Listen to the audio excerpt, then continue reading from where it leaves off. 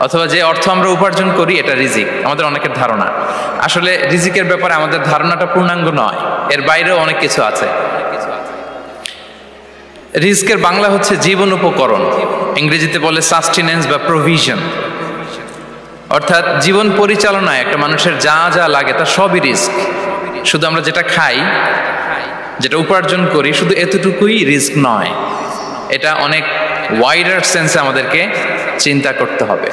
আমরা আমাদের পুরো জীবন জুড়ে যা পাই, যা খাই, যা অর্জন করি, যেটা লাভে ধন্য হই, সবটাই রিস্ক। আমরা অনেকে যে বুঝি যেটা আমরা খাই, যেটা উপার্জন করি এটা রিস্ক, এটা যে একেবারেই রিস্ক নয় সেটা নয়, তবে এটা আংশিক সত্য, এটাও রিস্ক। অর্থ, খাদ্য, জাগতিক সম্পদ এটাও রিস্ক, কিন্তু এটা রিস্কের সর্বনিম্ন স্তর। The lower level of provision, the lower level of risk হচ্ছে এই যে খাদ্য, অর্থ, জাগতিক সম্পদ। রিজিকের সর্বনিম্ন স্তর হচ্ছে এটা। আর রিজিকের সর্বোচ্চ স্তর হচ্ছে ফিটনেস। সুবহানাল্লাহ বিহামদি।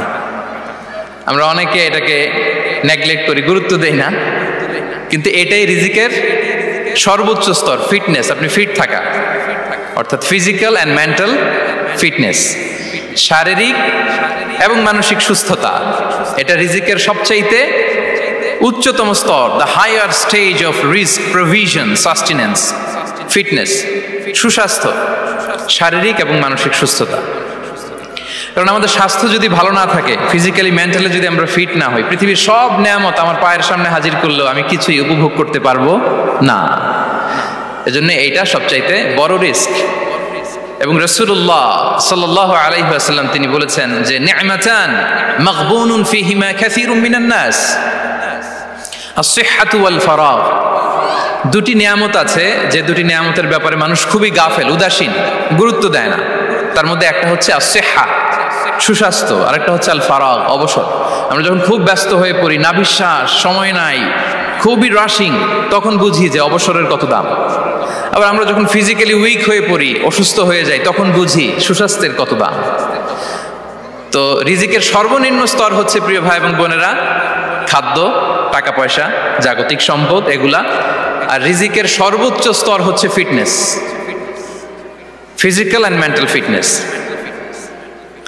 আর রিজিকের সর্বোত্তম স্তর হচ্ছে পুণ্যবান জীবন সঙ্গী এবং নেককার সন্তান, ফায়াস ওয়াইফ অ্যান্ড চিলড্রেন। সুবহানাল্লাহ বিহামদি।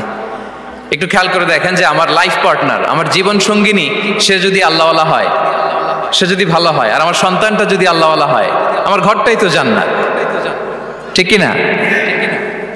তো এটা হচ্ছে রিজিকের সর্বোত্তম স্তর। জীবন সঙ্গিনী সে যদি নেককার হয়, আল্লাহওয়ালা হয়, মুতিয়া কানিতা সে যদি হয়, আর আমার সন্তান, আমার চিলড্রেন, সেও যদি ফায়াস হয়, তাহলে আমার ঘরটাই হচ্ছে paradise, a piece of paradise in this দুনিয়া। সুবহানাল্লাহ।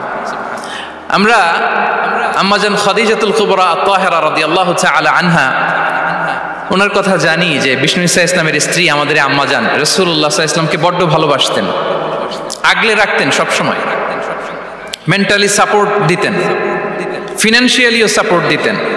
বিষ্ণু ঈসা ইসলামকে আম্মাজান খাদিজা এতই ভালোবাসতেন, বিষ্ণু ঈসা ইসলাম বলতেন রুজিকতু হুব্বাহা, আমি খাদিজার ভালোবাসাকে রিজিক হিসেবে পেয়েছি। সুবহানাল্লাহ। রাসূল সাল্লাল্লাহু আলাইহি ওয়াসাল্লাম এই শব্দটা ইউজ করেছেন, রিজিক, রুজিকতু হুব্বাহা। এবং তিনি দোয়া করার সময় বলতেন, আল্লাহ, কিয়ামতের সে বিভীষিকাময় দিনে, যেদিন বন্ধু বন্ধুকে চিনবে না, স্বামী স্ত্রীকে চিনবে না, বাবা সন্তানকে চিনবে না, পীর সাহেব মুরিদকে চিনবে না, নেতা কর্মীকে চিনবে না, ভাই বোনকে চিনবে না, সেই কঠিন মুহূর্তে আল্লাহ আমি আমার খাদিজাকে যেন ভুলে না যাই। রুজিকতু হুব্বাহা, খাদিজার প্রতি ভালোবাসা আল্লাহ তাআলা আমার হৃদয়ে রিজিক হিসেবে দিয়েছে। তাহলে রিজিকের সর্বোত্তম স্তর হচ্ছে পুণ্যবান স্ত্রী, নেককার সন্তান। আর রিজিকের পরিপূর্ণ স্তর হচ্ছে মহান আল্লাহ তাআলার সন্তুষ্টি। রিজকের পরিপূর্ণ স্তর যেটা, সেটা হচ্ছে রিদাল্লাহ, আল্লাহ তাআলার সন্তুষ্টি। আমার আল্লাহ যদি আমার উপর সন্তুষ্ট হয়ে যায়, আমাদের আর কিছু লাগে? আর কিছু লাগবে? এটাই তো আমাদের এক্সপেকটেশন, এটাই তো আমাদের কামনা বাসনা, এটাই আমাদের ইচ্ছা যে আমার আল্লাহ আমার উপর সন্তুষ্ট হবেন। এটা হচ্ছে পরিপূর্ণ স্তর রিজিকের। এটা যে পায় তার আর কিছু লাগে না, এবং এটা মানুষ নিশ্চিত হতে পারে যখন সে দুনিয়ার জীবনকে শেষ করে আলামুল বারজাখের দিকে যেতে শুরু করে। তখন তাকে বলা হয় ইয়া আইয়াতুহান নাফসুল মুতমাইন্নাহ ইরজিই ইলা রাব্বিকি রাদিয়াতাম মারদিয়া ফাদখুলি ফি ইবাদি ওয়াদখুলি জান্নাতি। হে প্রশান্ত আত্মা, হে প্রশান্ত আত্মা,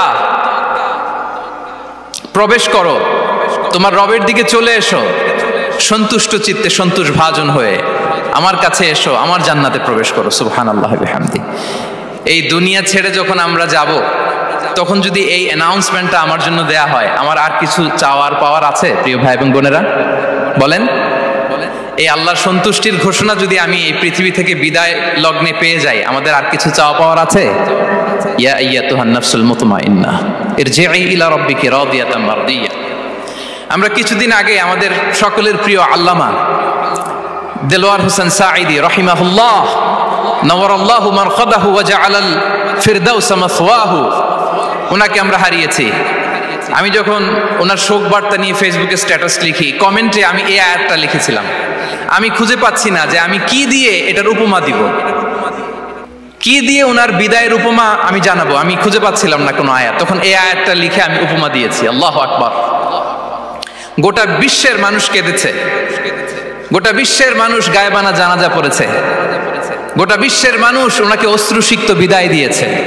from north to the south, from east to the west, the entire globe, মিন মাশারিকিল আরদি ইলা মাগারিবিহা, অশ্রুসিক্ত বিদায় তিনি পেয়েছেন। এটাই আল্লাহ তাআলার সন্তুষ্টির একটা জলজ্যান্ত নমুনা। জোরে বলেন ঠিক কিনা?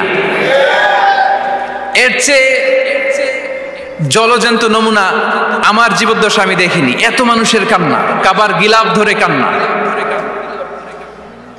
এভাবে ভালোবাসা প্রকাশ করা, এভাবে তার প্রতি তার জন্য অশ্রুসিক্ত দোয়া করা, কান্না জড়িত দোয়া, এটাই প্রমাণ করে যে আল্লাহ তাআলা ওনার উপর সন্তুষ্ট হয়ে গিয়েছেন। ওনার আর কি চাই? আমাদের আল্লাহর আর কি চাই? আর কিছুর দরকার নাই, ঠিক কিনা? এই যে পরম সৌভাগ্য, এরকম বিদায় নিতে পারা, এটা পরম সৌভাগ্য।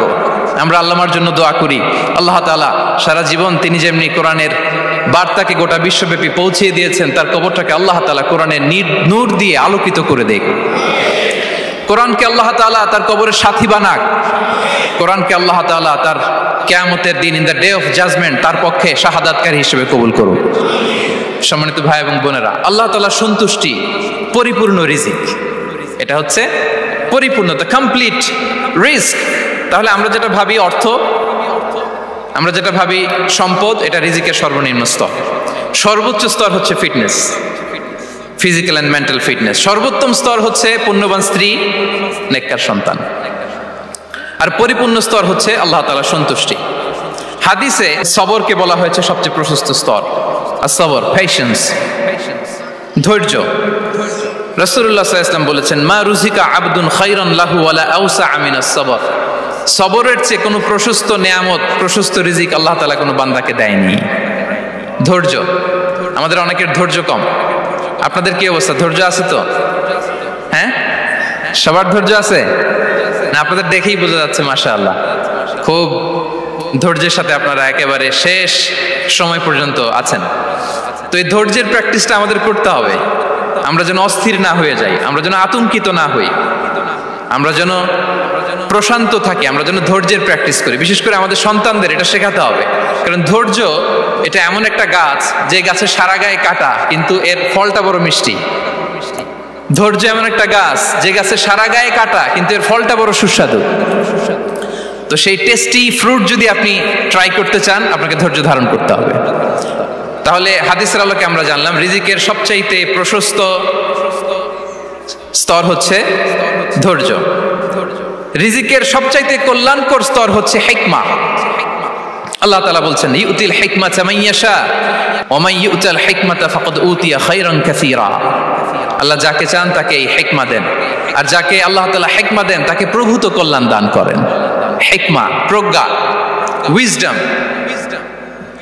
নলেজ আর কমন সেন্স, দুইটা যখন একসাথে হয় এটা উইজডম হয়ে রিফ্লেক্ট করে। আই রিপিট,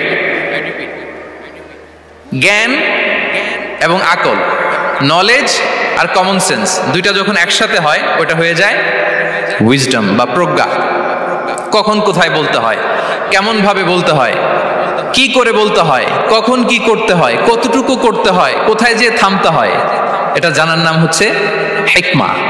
আর হিকমা হচ্ছে সবচাইতে কল্যাণকর রিস্ক। সম্মানিত সুধী, এটা হচ্ছে আমার ইন্ট্রোডাক্টরি ডিসকাশন।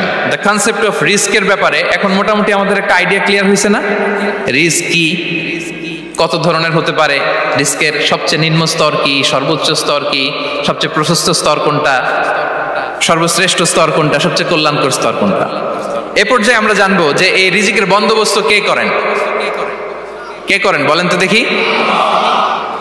এই রিজিকের বন্দোবস্ত একচ্ছত্রভাবে আল্লাহ তাআলা এটা নিয়ন্ত্রণ করেন। তিনি রিজিকের মহাব্যবস্থাপক। যে আয়াত দিয়ে আমি শুরু করেছি প্রিয় ভাই এবং বোনেরা, ওমা মিন দাব্বাতিন ফিল আরদি ইল্লা আলাল্লাহি রিজকুহা ওয়া ইয়ালামু মুস্তাকাররাহা ওয়া মুস্তাওদাআহা কুল্লুন ফি কিতাবিম মুবিন।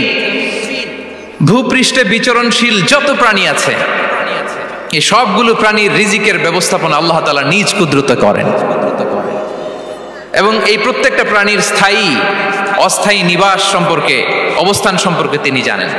এখানে যদিও ফিল আরদি বলা হয়েছে, বস্তুত জলে, স্থলে, বায়ুমণ্ডলে যত লিভিং ক্রিয়েচার আছে সব লিভিং ক্রিয়েচারের রিজিকের বন্দোবস্ত করেন কে? এজন্য তিনি হচ্ছেন রাজ্জাক। তিনি ওনার একটা নাম দিয়েছেন যে আমি হচ্ছি আর রাজ্জাক, ইন্নাল্লাহা হুয়ার রাজ্জাকু যুল কুওয়াতিল মাতিন। নিশ্চয় আল্লাহ তাআলা তিনি হচ্ছেন আর রাজ্জাক, তিনি রিজিকের ব্যবস্থাপক। যে কেউ রাজ্জাক হতে পারে না, চাইলে রাজ্জাক হওয়া যায় না। রাজ্জাক একজন, তিনি কে? আল্লাহ। রিজিকের রেসপন্সিবিলিটি আল্লাহ, রিজিক নিয়ে চিন্তা আল্লাহর। তো আল্লাহর চিন্তা আমি করলে হবে? বলেন, যেটার দায়িত্ব আল্লাহ, যে রেসপন্সিবিলিটি আল্লাহর, ওই রেসপন্সিবিলিটি আমি নিলে হবে? হবে না। তাহলে আল্লাহ তাআলা নিজেকে আর রাজ্জাক বলে করে আমাদের সামনে উপস্থাপন করেছেন। রাজ্জাকের তিনটা বৈশিষ্ট্য আছে। যেই সত্তার মধ্যে তিনটা বৈশিষ্ট্য খুঁজে পাওয়া যায় তিনি হচ্ছেন আর রাজ্জাক, দ্য প্রোভাইডার, দ্য সাস্টেইনার। আর রাজ্জাক কোন সেই তিন গুণ? এক নম্বর গুণ হচ্ছে নো ডেফিসিয়েন্সি, তার কোনো অভাব থাকবে না। হু continuously provide sustenance to his creatures, যে লাগাতার নিয়মিত প্রতিনিয়ত তার সৃষ্টিকে রিজিক দেন এবং গোটা বিশ্বকে রিজিক সরবরাহ করতে যে তার ধনভাণ্ডারের 1 ইঞ্চিও কমে না। সুবহানাল্লাহ বিহামদি। এই যে সাইয়েদনা আদম আলাইহিস সালাম থেকে শুরু করে আপ আনটিল নাও গোটা বিশ্বের সবগুলো মানুষকে, জিন জাতিকে, পক্ষীকুল, সাগরের অতল গহ্বরে দ্য ব্লু ওয়েল, নীল তিমিগুলোকে, বিশাল মাছগুলোকে, এই সব কিছুকে যে আল্লাহ তাআলা রিজিক সরবরাহ করছেন, আল্লাহর যে ধনভাণ্ডার একটু কমে আসার কথা না এতদিনে? কি বলেন? এত হাজার হাজার বছর রিজিক দেওয়ার পরও তার ধনভাণ্ডার কমে নাই না। আল্লাহ বলে তোমাদের যার যা লাগবে, যার যা চাহিদা, যার যেটা দরকার সবও যদি দিয়ে দেয় আমি আল্লাহর ধনভাণ্ডারের 1 ইঞ্চিও কমবে না। আর Razzak যুল কুওয়াতিল মাতিন, the provider, the sustainer. তাহলে রাজ্জাক হতে হলে ওই সত্তার তিনটা গুণ লাগে। এক হচ্ছে নো ডেফিসিয়েন্সি, তার কোনো ঘাটতি থাকতে পারবে না। 2 নম্বর কোয়ালিটি হচ্ছে নেভার ফরগেটফুল, তিনি ভুলতে পারবেন না।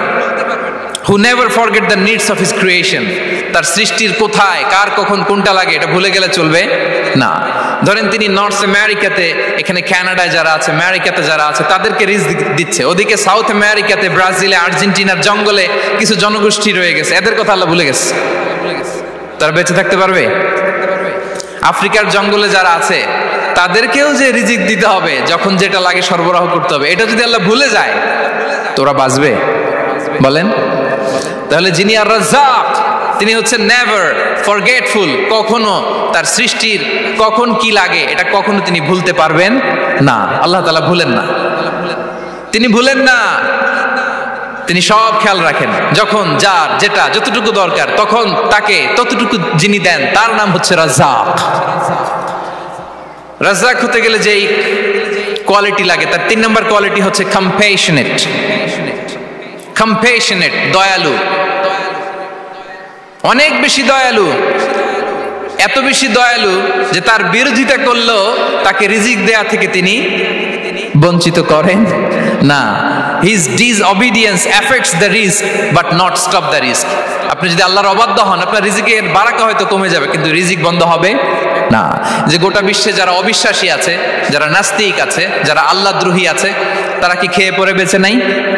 বলেন, তাদেরকে কি আল্লাহ তাআলা রিস্ক দিচ্ছে না? এই তো সুবহানাল্লাহ। কম্প্যাশনেট, এত দয়ালু, তার যারা বিরোধী, তাকে যারা গালি দেয়, তাকে যারা বিশ্বাস করে না, তাকে যারা সেজদা দেয় না, তিনি তাদেরকেও খাওয়ায়, তিনি তাদেরকেও সুস্থ রাখে, তিনি তাদেরকেও হাত খুলে দান করে। আল্লাহু আকবার। আর রাজ্জাক, ইন্নাল্লাহা হুয়া রাজ্জাকু যুল কুওয়াতিল মাতিন। তাহলে এই তিনটা গুণ থাকতে হবে রাজ্জাক হতে হলে: no deficiency, never forgetful, compassionate. এবং আল্লাহ তাআলা বলছেন, আম্মান হাযাল্লাযী ইয়ারযুকুকুম ইন আমসাকা রিজকাহ বাল লাজ্জু ফি উতুমি ওয়া নুফুর। সূরাতুল মুলক আল্লাহ বলেছেন যে তিনি যদি রিস্ক বন্ধ করে দেয়, তাহলে এই রিস্ক তোমাদেরকে কে দিবে? আছে কেউ দেয়া? সূরা মুলকের শেষ আয়াতে আল্লাহ বলেছেন যে তোমরা যে সুমিষ্ট পানি খেয়ে বেঁচে আছো, এটা যদি একেবারে জমিনের অতল গহ্বরে আমি নিয়ে যাই, কে এনে দিবে তোমাদেরকে পানি? কে এনে দিবে সুমিষ্ট পানি? এজন্য বিষ্ণু ঈসা ইসলাম পানি খেয়েই তিনি পড়তেন, আলহামদুলিল্লাহিল্লাযী জাআলা হাযাল মাআ আযবান ফুরাতান বিরাহমাতিহি ওয়া লাম ইয়াজআলহু মিলহান উজাজান লিযুনুবিনা। পানি খেয়েই তিনি বলতেন প্রশংসা আল্লাহর, যে আল্লাহ তার অসীম দয়ায় এই পানিকে সুমিষ্ট করেছেন, আমাদের পাপের কারণে এই পানিকে তিনি লবণাক্ত করে দেন নাই। সুবহানাল্লাহ। ইন্নাল্লাহা হুয়ার রাজ্জাকু যুল কুওয়াতিল মাতিন। তিনি হচ্ছেন রাজ্জাক। এজন্য সম্মানিত ভাইরা, রিজিক নিয়ে আজকে থেকে টেনশন বন্ধ করে দিতে হবে। আমাদের কাজ হচ্ছে চেষ্টা করে যাওয়া, প্রাণান্তকর প্রচেষ্টা করা, আমাদের রোলটা আমরা প্লে করব, কিন্তু রিজিকের ফয়সালা করবে একজন, তিনি কে? ইন্নাল্লাহা হুয়ার রাজ্জাকু যুল কুওয়াতিল মাতিন। এটা নিয়ে চিন্তিত হওয়ার কিছু নাই প্রিয় ভাই এবং বোনেরা। আমরা আমাদের মায়ের পেটে থাকতেই এটা ফিক্স হয়ে গিয়েছে।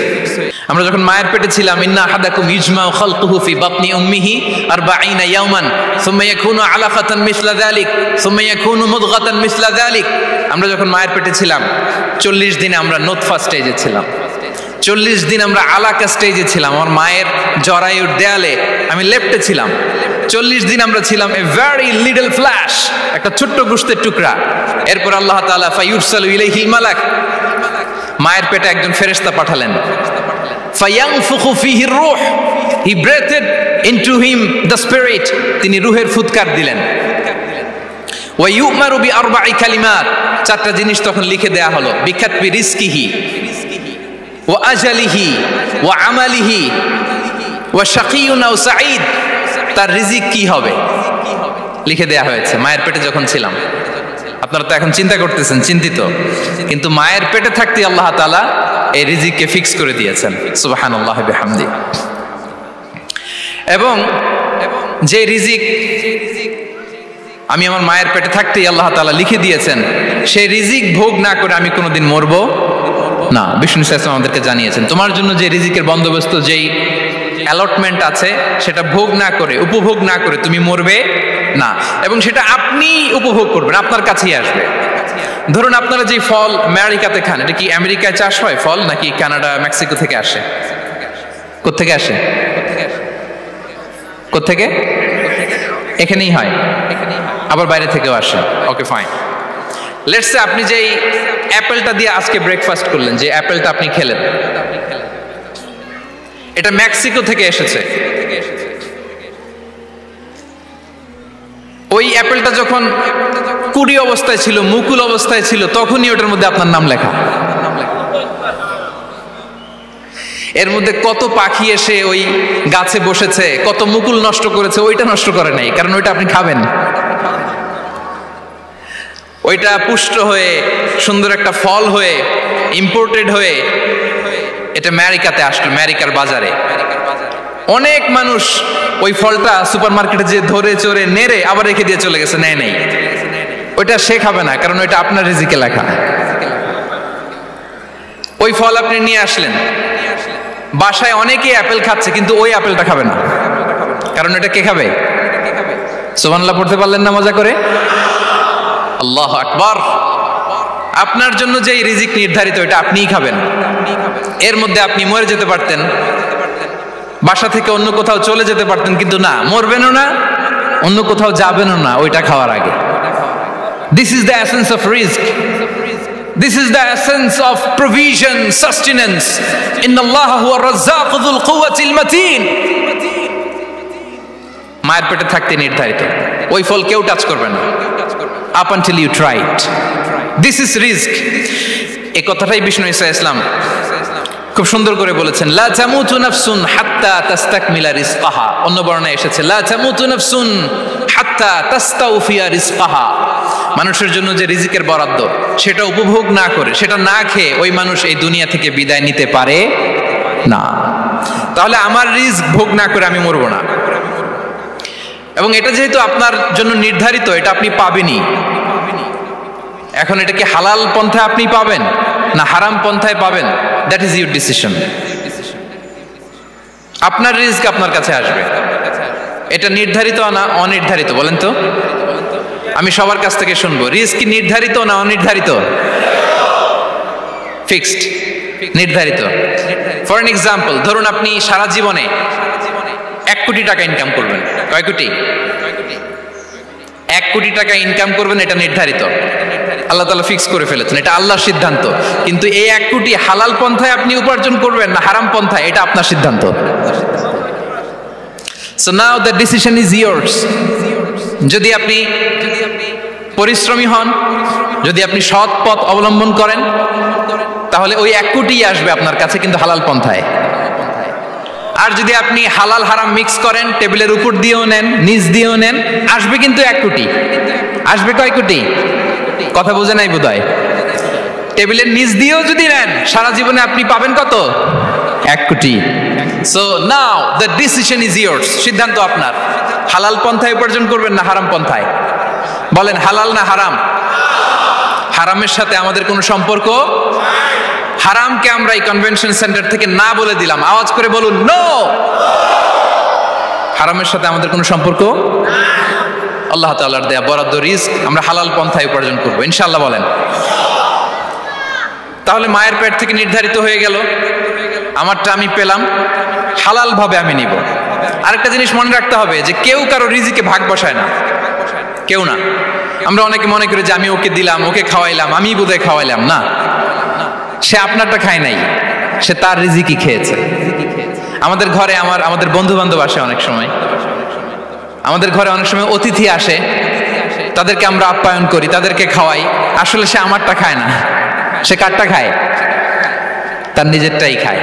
বিষ্ণু ইসলাম এটা খুব সুন্দর করে বলেছেন। ওনার কাজিন চাচাতো ভাই আব্দুল্লাহ ইবনে আব্বাসকে একদিন অনেক নাসিহা করছিলেন, করতে করতে এক পর্যায়ে তিনি বললেন ওয়ালাম, ইবনে আব্বাসকে বলছেন ওয়ালাম আন্না মা আসাবাকা লাম ইয়াকুন লিইখতিআক ওয়া মা আখতাআকা লাম ইয়াকুন লিইউসিবাক। আব্দুল্লাহ, জেনে রেখো, যেটা তুমি পাওয়ার এটা তুমি কোনোদিন হারাবা না। যেটা তোমার হওয়ার কথা ছিল ওটা তুমি কোনোদিন মিস করবা না। আর যেটা তুমি পাওয়ার কথা না, গোটা বিশ্বের সব শক্তিকে হাতের মুঠোয় আনলেও সেটার দেখা তুমি পাবে না, পাবে না। ওয়ালাম আন্নামা আসাবাকা লাম ইয়াকুন লিইখতিআক ওয়া মা আখতাআকা লাম ইয়াকুন লিইউসিবাক রুফিআতিল আকলাম ওয়া জাফফাতিস সুহুফ। আব্দুল্লাহ, রিজিক নিয়ে চিন্তিত হয়ো না, রিজিক নিয়ে পেরেশান হয়ো না। প্লে ইউর রোল, রিজিক ইজ ফিক্সড। যেটা তুমি পাওয়ার তুমিই পাবা, যেটা তুমি পাওয়ার কথা না চেষ্টা করেও সেটা তোমার কাছে আসবে না। সম্মানিত সুধী, এ পর্যায়ে আমরা জানবার চেষ্টা করব যে কিসে রিজিক বাড়ে, কি করলে রিজিকে ভরপুর বারাকা হয়, রিজিকের চাবিকা ঠিক কোথায়, কোন পথে চললে রিজিকে ভরপুর বারাকা হবে, আমার জীবনে বরকত নেমে আসবে রিজিকে। এটা জানতে মনে যাচ্ছে না আমাদের? হ্যাঁ, কষ্ট হচ্ছে আপনাদের? কষ্ট হচ্ছে? তাহলে কি করলে রিজিকে ভরপুর বারাকা হয়, কি করলে আমার জীবনে ভরপুর বারাকা নেমে আসে, এই পয়েন্টটাতে আমরা একটু আলোকপাত করি। যেসব কাজ করলে আমাদের জীবনে রিজিকে আসমানি বারাকা নেমে আসবে, আমাদের রিজিকে আসমানি বারাকা নেমে আসুক, আমরা চাই কি চাই না? সবাই আমরা চাই নিশ্চয়ই। যে কাজ করলে রিজিকে আসমানি বারাকা আসে, এর 1 নম্বর হচ্ছে তাকওয়াল্লাহ, আল্লাহর ভয়।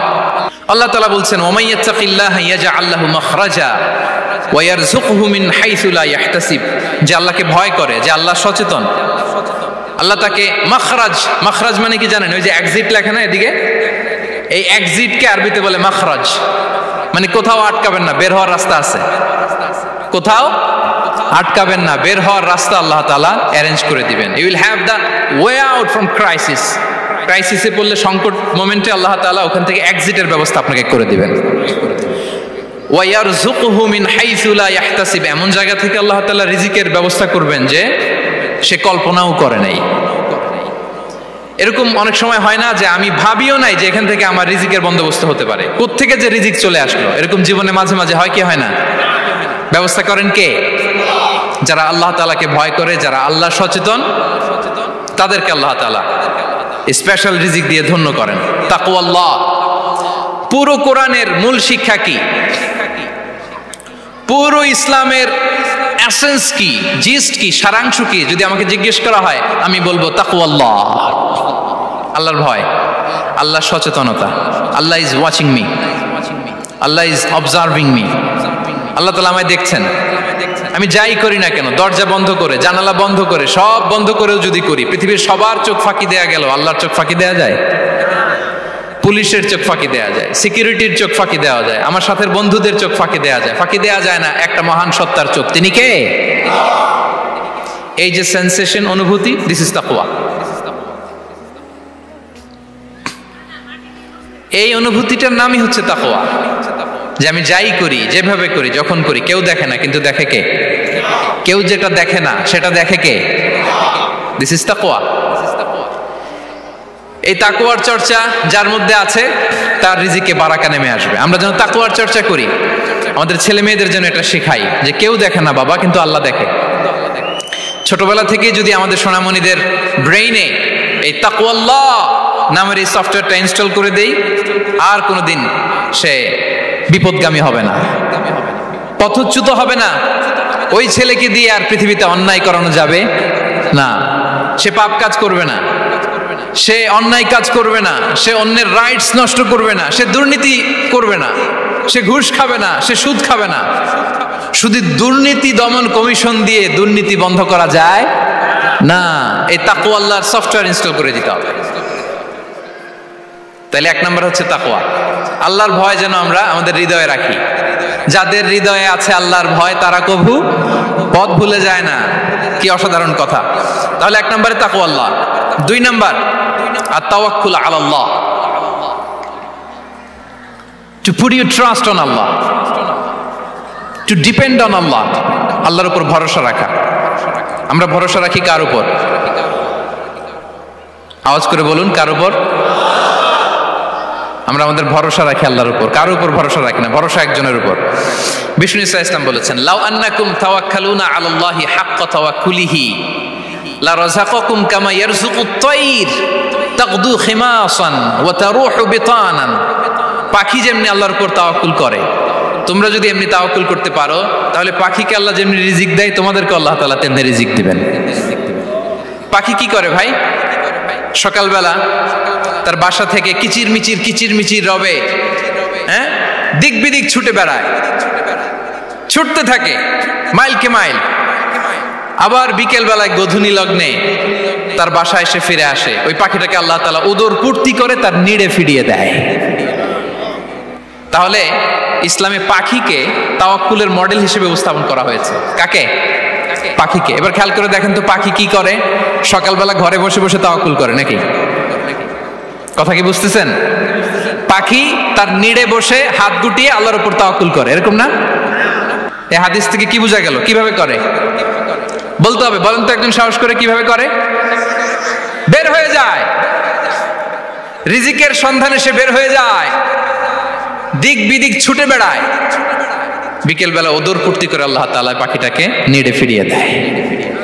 সো পাখিকে তাওয়াক্কুল হিসেবে, তাওয়াক্কুলের মডেল হিসেবে বিষ্ণু ইসা ইসলাম সেট করলেন এজন্য যে পাখি তার রোলটা প্লে করে, তারপরে সে রিজিক পায়। এটা হচ্ছে রিজিকের এসেন্স, যে আমাদের রোলটা আমাদের প্লে করতে হবে, আমাদেরকে আমাদের চেষ্টাটুকুন করতে হবে, তারপরে আল্লাহ তাআলার উপর আমরা ভরসা করব। ইসলামে tawakkul is always at the second stage. The first stage is your role, your effort, your precaution. তারপরে হচ্ছে তাওয়াক্কুল। তাহলে বলেন ইসলামে আগে তাওয়াক্কুল না পরে তাওয়াক্কুল? পরে। ইকিলহা সুম্মা তাওয়াক্কাল আলাল্লাহ।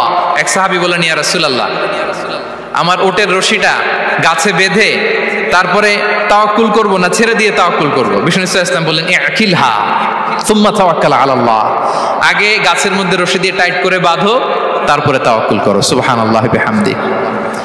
তাহলে এইরকম তাওয়াক্কুল যদি করা যায় পাখির মতো, আপনার রিজিকের কোনো অভাব হবে না। কিন্তু আমাদের সমস্যা যেটা, প্রিয় ভাই এবং বোনেরা, আমরা আমাদের অলসতা, অপারগতা, আমাদের কি বলবো হীনমন্যতা, আমাদের কর্মহীনতাকে তাওয়াক্কুল বানিয়ে নিয়েছি। বুঝতে পেরেছেন? আমরা আমাদের অলসতাকে বানিয়েছি কি? তাওয়াক্কুল। আমাদের কর্মহীনতাকে বানিয়েছি কি? তাওয়াক্কুল। আমরা কি করি? আমরা বলি আল্লাহর উপর ভরসা করলাম, নিজে কিছু না করে। কি বলে আমাদের বাংলা একটা কথা বলে, যা করে আল্লাহ। নিজের কোনো রোল প্লে নাই, নিজের কোনো প্রিকশন নাই, কোনো প্ল্যানিং নাই, কোনো পলিসি নাই, কোনো স্ট্র্যাটেজি নাই, বলে আল্লাহর উপর ভরসা করলাম, যা করে আল্লাহ। এরকম বলে না?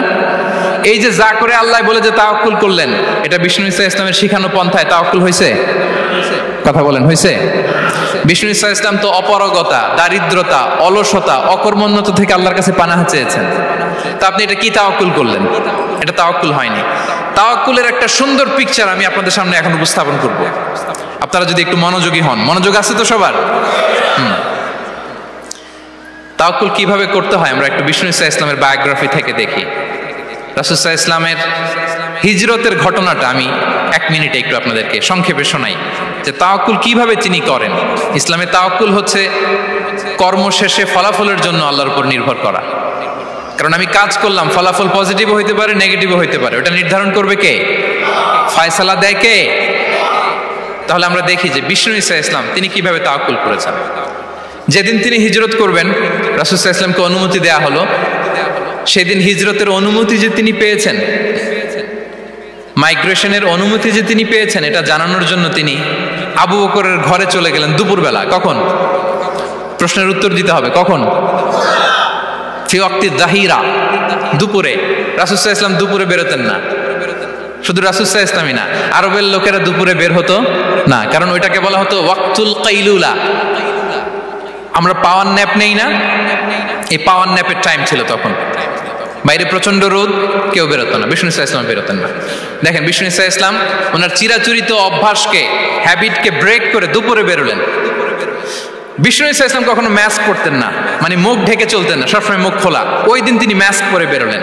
মুতাকান্নিআন, খারাজা মুতাকান্নিআন, মানে রুমাল দিয়ে মুখটাকে ঢেকে বেরোলেন, দুপুরবেলা বেরোলেন। মানুষের চোখের সামনে যেন তিনি না পড়েন, দুপুরে বেরোলেন, মুখ ঢেকে বেরোলেন। আবু বকর রাদিয়াল্লাহু তাআলা আনহুর ঘরে যেয়ে বললেন, উযিনা লি বিল খুরুজ।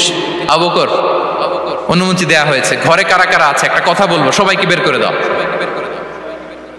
আখরিজ মান ফিল বাইত। আবু বকর বললেন, ইয়া রাসূলুল্লাহ, ঘরে তো আপনার ফ্যামিলি। আয়েশা রাদিয়াল্লাহু তাআলা আনহার সাথে ততদিনে বিয়ে হয়ে গিয়েছে, কিন্তু সংসার শুরু হয়নি। দে আর পার্ট অফ ইউর ফ্যামিলি, আপনার সংসার, আয়েশা, আসমা।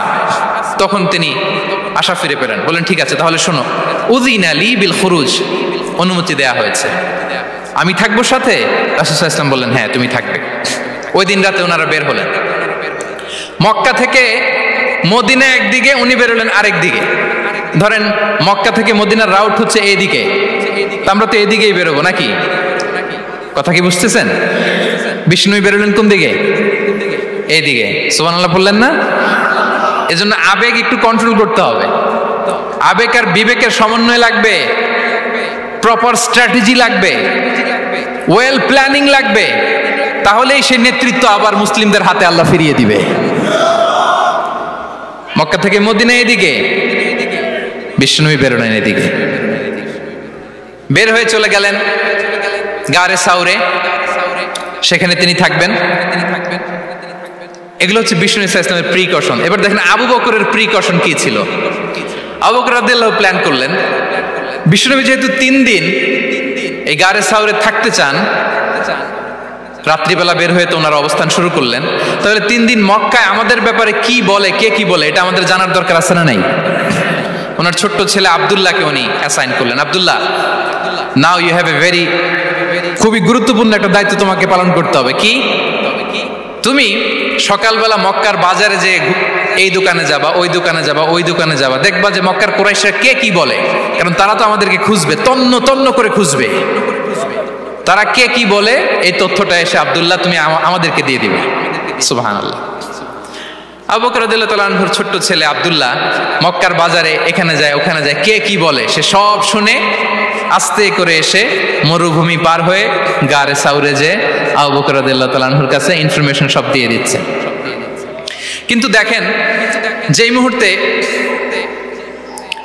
আব্দুল্লাহ তথ্য নিয়ে মক্কা থেকে গারে সাউরে আসে, আব্দুল্লাহ যখন হেঁটে হেঁটে আসে মরুভূমির বালুর মধ্যে তার ফুটপ্রিন্ট পড়ে যায় না? কথা বলেন না কেন? পড়ে যায় না? তা আবু জাহেল, উতবা সাইবার তো বেশি কষ্ট করা লাগে না, তারা খুঁজতে খুঁজতে যখন আব্দুল্লাহর ফুটপ্রিন্ট পেয়ে যায়, ছোট্ট বাচ্চার ফুটপ্রিন্ট, এটা ফলো করলেই তো আবু বকর আর মুহাম্মদ, ঠিক কিনা? সুবহানাল্লাহ। আবু বকর রাদিয়াল্লাহু তাআলা আনহুর প্ল্যানিং দেখেন, তিনি যেমনি ছোট্ট আব্দুল্লাহকে ইনফরমেশন গ্যাদার করার জন্য সেট করলেন, তিনি ওনার একটা রাখালকে সেট করলেন, তার নাম হচ্ছে আমির ইবনে ফুহায়রা। আমির ইবনে ফুহায়রাকে তিনি অ্যাসাইন করে বললেন, আমির, আব্দুল্লাহ যখন সকালবেলা আমাদেরকে ইনফরমেশন দিয়ে চলে যাবে, তুমি আমার ছাগলগুলোকে এনে মরুভূমির এই জায়গায় একটু চালাবা, তাহলে ওইখানে আর আব্দুল্লাহর ছোট্ট বাচ্চার ফুটপ্রিন্ট থাকবে না, ওখানে আমার ছাগলগুলোর ফুটপ্রিন্ট থাকবে। সুবহানাল্লাহ। এত আসতে বললে হবে? আল্লাহু আকবার, আল্লাহু আকবার, আল্লাহু আকবার। কি প্রিকশন নিয়েছেন ওনারা বিশ্বনবী সাল্লাল্লাহু আলাইহি ওয়াসাল্লামকে সেফটি দেওয়ার জন্য। আমির, আব্দুল্লাহ চলে যাবে, তোমার ডিউটি শুরু। আব্দুল্লাহর একটা ফুটপ্রিন্টও যেন না থাকে, ওখানে ছাগল চড়াবা। শুধু তাই নয়, আব্দুল্লাহ ইবনে উরাইকিত নামে একজন গাইড ভাড়া করল আবু বকর, যিনি মক্কা থেকে মদিনায় তাদেরকে নিয়ে যাবে, কিন্তু ক্যারাভান কাফেলা যেই পথে চলে ওই পথে নয়, সাওয়াহিলি পথে একটা আনইউজুয়াল আননোন রাউট ধরে ওনার মক্কা থেকে মদিনায় যাবে। নিয়ে যাচ্ছে সর্বশেষে সে যখন দেখাই দিল যে এখান থেকে সোজা চলে গেলে আপনারা মদিনায় চলে যাবেন, বিদায়। আল্লাহ রাসূল সাল্লাল্লাহু আলাইহি ওয়াসাল্লাম কোয়াইট এন্ড কাম, আবু বকর রাদিয়াল্লাহু তাআলা আনহু ব্যাক এন্ড ফোর্থ করছেন, সামনে যাচ্ছেন পেছনে যাচ্ছেন, কি না কি হয়, কিন্তু বিষ্ণু সাল্লাল্লাহু আলাইহি ওয়াসাল্লাম একেবারে শান্ত, কারণ বিষ্ণু সাল্লাল্লাহু আলাইহি ওয়াসাল্লামের হাতে যা করার ছিল তিনি সব করে ফেলেছেন, সর্বোচ্চ প্রিকশন নিয়েছেন। Now he is putting his trust on আল্লাহ, now he is in the state of his তাওয়াক্কুল। বিষ্ণু সাল্লাল্লাহু আলাইহি ওয়াসাল্লাম এখন তাওয়াক্কুল করতেছেন, বিষ্ণু সাল্লাল্লাহু আলাইহি ওয়াসাল্লাম তখন তাওয়াক্কুলের মোমেন্টে আছেন। আপনি এবার এই হিজরতের ঘটনাকে অ্যানালাইসিস করেন, আবু বকর রাদিয়াল্লাহু তাআলা আনহু তিনি কতটা প্রিকশন নিলেন, বিশ্বনবী সাল্লাল্লাহু আলাইহি ওয়াসাল্লাম কতটা প্রিকশন নিলেন। আমরা টিপিক্যাল বাঙালি মুসলমান যদি নবী হইতাম, আমরা কি করতাম?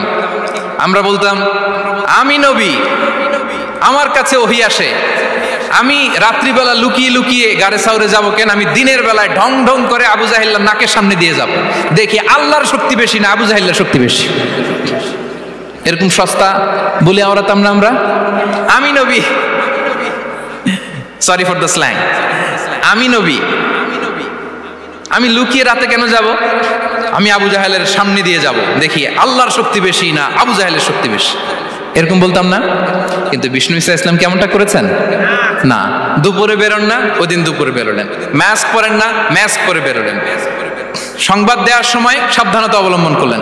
আবু বকর রাদিয়াল্লাহু তাআলা আনহু ছোট্ট বাচ্চা আব্দুল্লাহকে অ্যাসাইন করলেন, আমির ইবনে ফুহাইরাকে অ্যাসাইন করলেন, আব্দুল্লাহ ইবনে উরাইকিতকে অ্যাসাইন করলেন। সবকিছু যখন শেষ, এবার তারা মদিনা অভিমুখে রওনা হলেন, মুতাওয়াক্কিলানা আলাল্লাহিল মুস্তাআন, আল্লাহর উপর তাওয়াক্কুল করে। This is the true essence of tawakkul, dear brothers and sisters. এটা হচ্ছে তাওয়াক্কুল। তো তাওয়াক্কুল যদি করতে হয় বিষ্ণু ঈসা ইসলামের মতো করতে হবে। তাওয়াক্কুল always at the second stage ইসলামে। আগে আপনার রোল, আগে first you have to play your role, তারপর আপনি আল্লাহর উপর তাওয়াক্কুল করবেন। তাহলে কোনো কাজ না করে হাত গুটিয়ে আর বসে থাকবেন, আর কোনোদিন কাজ না করে বলবেন আল্লাহ ভরসা, তাহলে এটা তাওয়াক্কুল হবে? বিশ্বনবী বলেন, লাউ আন্নাকুম তাওয়াক্কালুনা আলাল্লাহি হাক্কা তাওয়াক্কুলিহি লা রাযাকাকুম কামা ইয়ারযুকুত তাইর তাগদু খিমাসান ওয়া তারুহু বিতানান। যদি পাখির মতো তাওয়াক্কুল করো, পাখিরে যেমনি খাওয়ায় আল্লাহ তোমাদেরও খাওয়াবে। সুবহানাল্লাহ বিহামদিহি। তাহলে তাকওয়া আল্লাহর পরে 2 নম্বরে পেলাম আত-তাওয়াক্কুল আলাল্লাহ। আমরা যদি আল্লাহর উপর তাওয়াক্কুল করতে পারি, আমাদের রিজিকে আসমানি বারাকা নেমে আসবে। 3 নাম্বার, অন টাইমে সালাত আদায় করা। যারা অন টাইমে সালাত আদায় করে, সালাত কায়েম করে, তাদের রিজিকের কোনো টেনশন নাই। বিশ্বাস হয় নাকি একটু সন্দেহ লাগে? সন্দেহ লাগে কারো?